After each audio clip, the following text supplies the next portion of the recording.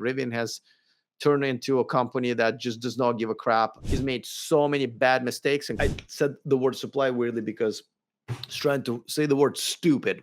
So stupid lie. He has been a disaster, I think, for Rivian. How do these people stay in business? And they're going to deliver less cars for like really, really, really stupid and bad reason. How is Rivian doing? Asks Jay Ramirez. Well, they look. First of all, you guys probably known quite. You probably, if you've been watching my channel for a while, you know I've been very harsh on Rivian. Rivian has turned into a company that just does not give a crap and flat out insults their and their customers. Especially last year, they kind of settled down this year. As much as I personally liked RJ Scaringe, the CEO, I also think he shouldn't have been made it this far. He's made so many bad mistakes, including putting the guy from Tesla manufacturing in charge of his manufacturing, and there was so many freaking problems, and it took him a while to realize that maybe we shouldn't, put if we don't want the production help, maybe we shouldn't put people who've created the production help at Tesla in charge of our production. So Rivian and Lucid kind of figured that out. I think Rivian took a little bit longer, and then things kind of evened out, and things were kind of okay, I guess. But not this month. So, by the way, so Rivian just once again announced that they're going to deliver less of their cars than they predicted.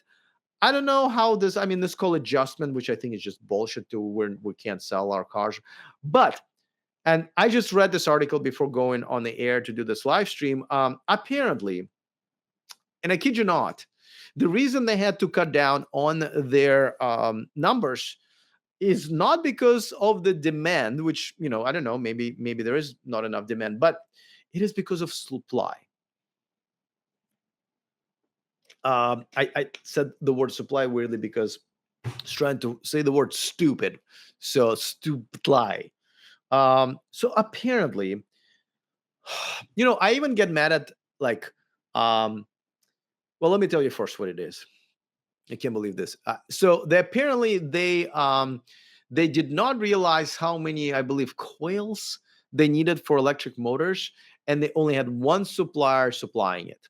And so because of that supplier, was only able to deliver so many, and 10,000 less for 10,000 less cars than there should have been.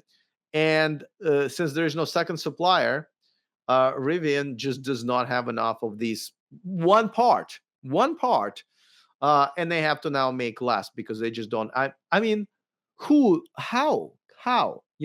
It's amazing how RJ has surrounded himself, and because I'm not really sure if he is a bad CEO, he certainly doesn't know how to hire good people. Because this is not the first time I see a tremendous clusterfuck happening in Rivian, and they keep their CEO still because the buck stops with him, and he has been a disaster, I think, for Rivian. But anyway, so how do you hire somebody, and how does that somebody not understand how many parts they need to order? So what I was going to say is, when I go to a barbecue place or any place really in America, doesn't fucking happen here, and you show up at 4 p.m. and they're like, "Oh, yeah, sorry, we're out of ribs," and you'll be like, "What do you mean you're out of ribs? Like that's the main thing that you sell. How do you guys not know how many ribs to order? And you cook them, to order. So you didn't even order enough to stock your freezer. Like, how do these people stay in business?"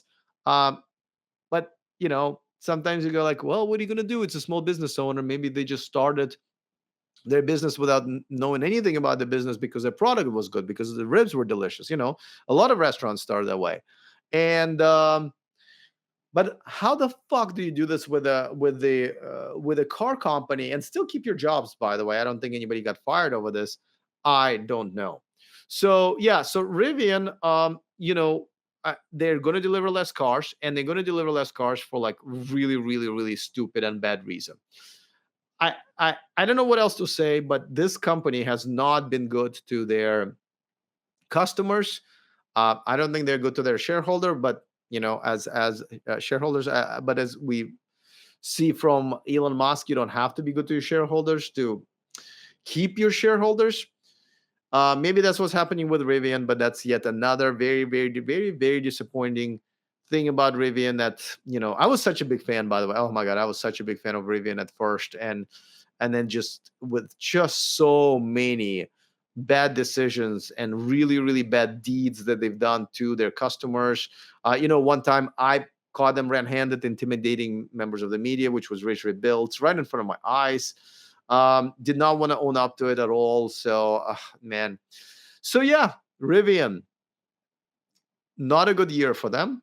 Let's see what happens next year, and I hope they get rid of RJ and the new guy comes in. By the way, why not hire Herbert Dees? I hear he's looking for a job. uh, and have him hire a competent team to run Rivian into the success, because the product is great, right? And it looks like they have a second generation of products coming in. So why it's the success is for them to lose, and I feel like RJ has hired people that are just gonna do that.